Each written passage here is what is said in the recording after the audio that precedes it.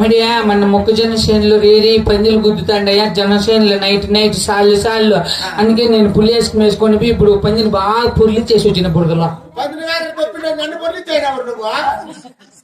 అయ్యో పొరపాటు అయిపోయిందిలే. ఎలా నేను కాళ్ళు చూసిందిలా ముక్కులు చూసినా పంది అనుకున్నా.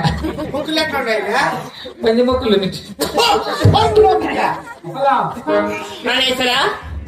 అలా కనబడుతున్న పట్టణం కదీకోవి పట్టణము. అవును, అలా కనబడుతున్న పట్టణమే కదీకోవి పట్టణము. అవును దేవి.